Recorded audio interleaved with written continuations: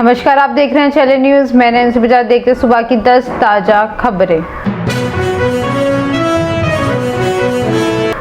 Police के खिलाफ दर्ज कर रही है एफआईआर। दो राज्यों की पुलिस आपस में एक दूसरे पर केस कर दे तो क्या होगा? कौन किसे गिरफ्तार करेगा? ये सवाल बड़े हैं, लेकिन इसमें भी बड़ा सवाल ये है कि देश में पिछले एक साल से 4 बार ऐसा हो चुका है, और ये हो क्यों रहा है? Rajasthan versus Haryana, Chhattisgarh versus UP, Gujarat versus UP और पंजाब वर्सेस हरियाणा। दिल्ली पुलिस इन मामलों में राज्यों की पुलिस आमने सामने है। हालांकि सीबीआई जैसी केंद्रीय एजेंसी भी इस तरह की राजनीतिक लड़ाइयों से बची नहीं है। सबसे ताज़ा मामला राजस्थान बनाम हरियाणा पुलिस का है। इसमें शुरुआत 16 फरवरी को भिवानी में 2 चले और कंगाल मिलने के बाद मचे बवाल से हुई। इसमें गर्भवती से मारपीट करने की वजह से पेट में बच्चे की मौत हो गई। मामले ने तूल पकड़ा तो पीड़ित परिवार ने राजस्थान पुलिस के खिलाफ हरियाणा पुलिस के पास एफआईआर दर्ज करवा दी। ऐसे ही एक मामला में 23 फरवरी 2023 को गाजियाबाद के विजयनगर थाने में गुजरात की सूरत साइबर क्राइम पुलिस के खिलाफ एफआईआर दर्ज हुई है। यहां गुजरात पुलिस एक शख्स को उठा ले गई और उसके परिवार ने किडनैपिंग की एफआईआर करा दी। सीबीआई ऑफिस में तेजस्वी, ईडी दफ्तर में Misa, land for job scam मामले में लालू परिवार की मुश्किलें कम होने का नाम नहीं ले रही है। बिहार की डिप्टी सीएम तेजस्वी यादव से सीबीआई ऑफिस में पूछताछ हो रही है, तो लालू की बेटी मीसा से ईडी सवाल जवाब कर रही है। सीबीआई ऑफिस पहुंचने से पहले तेजस्वी ने कहा है कि हमने जांच एजेंसियों को हमेशा सहयोग किया, और देश का माहौल आजकल आप देख रहे हो कि झुकना बहुत आसान है, लड़ना बहुत मुश्किल है। हम लोग लड़ेंगे और जीतेंगे। तेजस्वी पूछताछ दिल्ली के सीबीआई दफ्तर में हो रही है। इससे पहले सीबीआई तेजस्वी यादव को 3 बार समन दिया था, लेकिन तेजस्वी पत्नी के बीमार होने के बाद से कह रहे हैं कि पेश नहीं हुए थे। इसके बाद तेजस्वी सीबीआई के समन को रद्द करने के लिए दिल्ली हाईकोर्ट पहुंच गए थे। कोर्ट ने डिप्टी सीएम के सीबीआई के समन को रद्द करने वाली याचिका को खारिज कर दिया था। हालांकि सीबीआई ने कोर्ट में कहा है कि फिलहाल तेजस्वी यादव को गिरफ्तार नहीं करेंगे। सीबीआई आज तेजस्वी यादव से कुछ दस्तावेज दिखाकर उनसे पुष्टि करेगी। ये दस्तावेज लैंड फॉर जॉब मामले से जुड़े हुए हैं।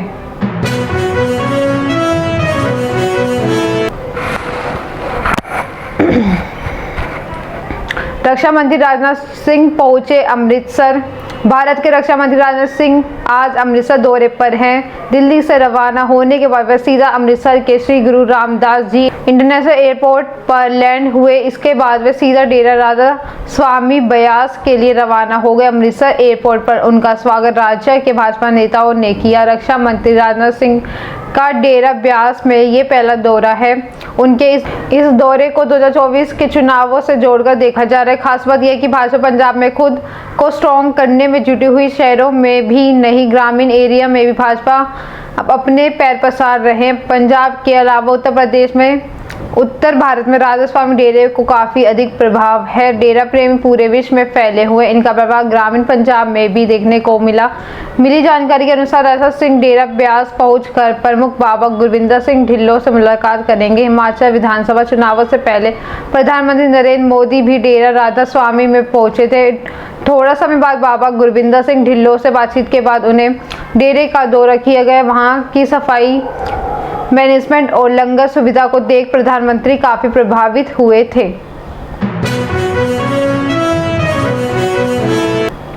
अफगानिस्तान में तालिबान की कैद में 175 अमेरिकी नागरिक। अमेरिकी के विदेश मंत्री एंटनी ब्लिंकन में गुरुवार को एक बयान जारी कर बताया जा रहा है कि उनका 175 नागरिक अब भी तालिबान में कैद हैं।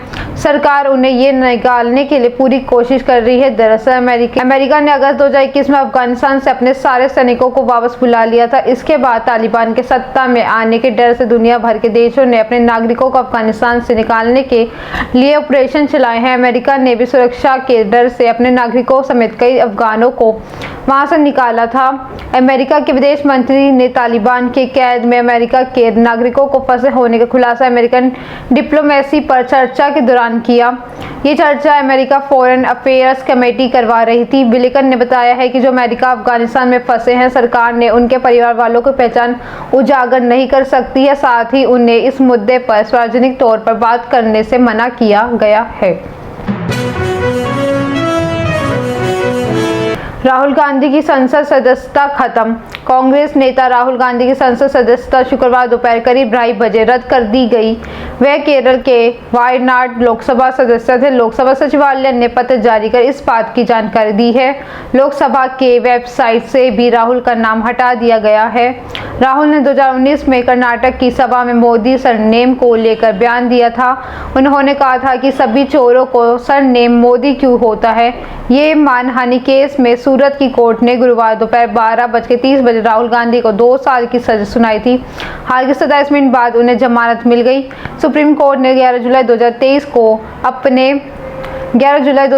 को अपने फैसले में कहा था कि कोई भी सांसद या विधायक निचली अदालत में दोषी करार दिए जाने की तारीख से ही संसद या विधानसभा की सदस्यता के लिए अयोग्य घोषित हो जाएगा। कोर्ट ने लिली थॉमस बनाम भारत सरकार के केस में ये आदेश दिया था कि इससे पहले कोर्ट का आखिरी फैसला आने तक विधायक या सांसद की सदस्यता खत्म नहीं करने का प्रावधान था। इधर राहुल ने फैसले करीब 3 घंटे बाद ट्वीट कर लिखा, मैं भारत की आवाज के लिए लड़ रहा हूं और मैं हर कीमत चुकाने को तैयार हूं।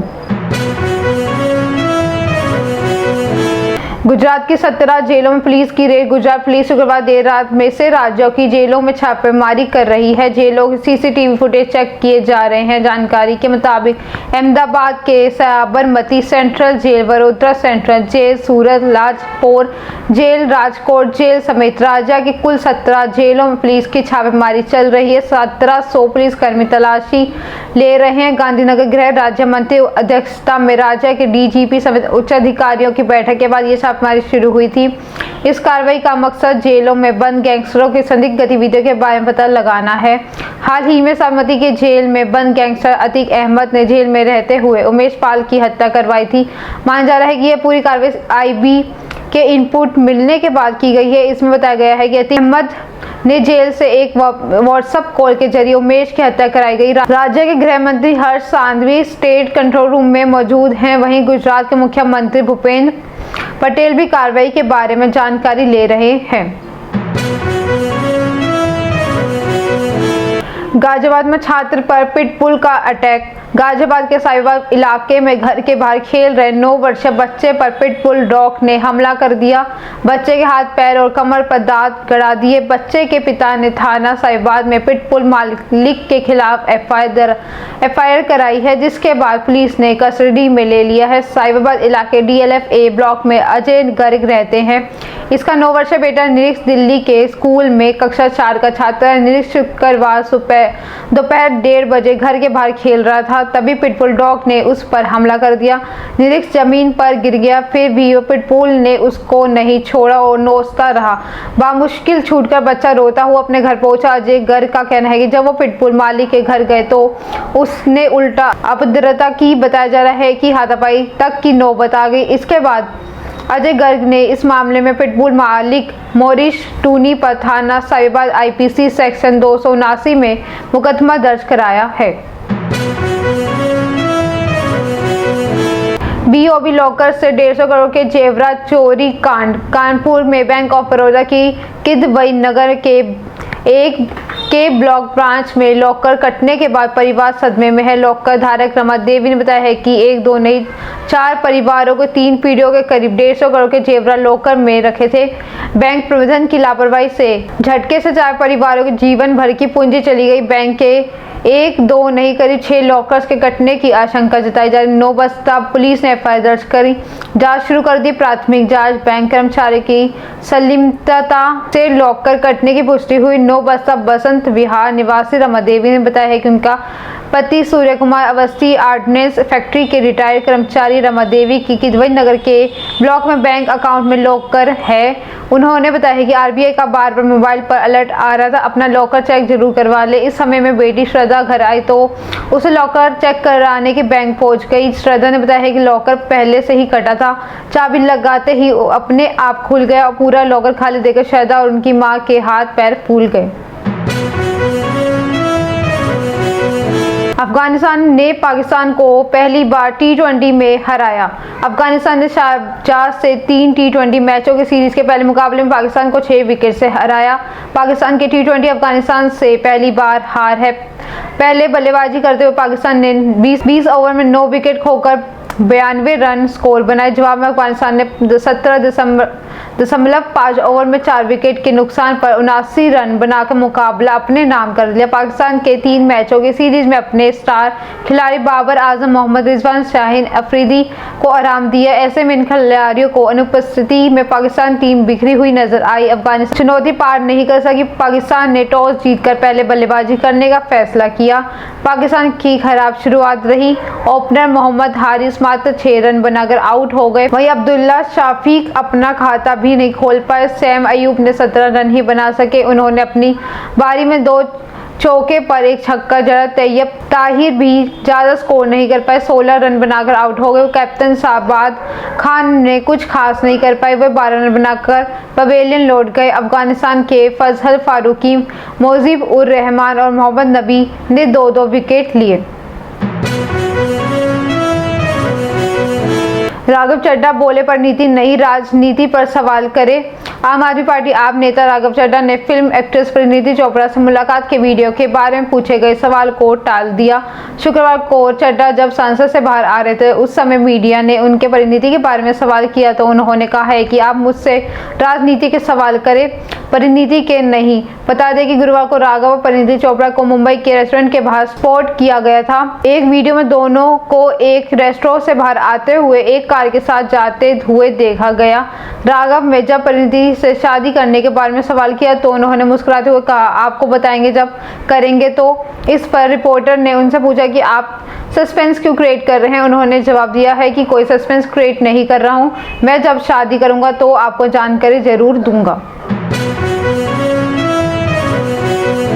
ये थी सुबह की 10 ताजा खबरें। ऐसी अपडेट्स के लिए बने रहे हमारे साथ। चैनल को लाइक करें, कमेंट करें, सब्सक्राइब करना ना भूलें। धन्यवाद।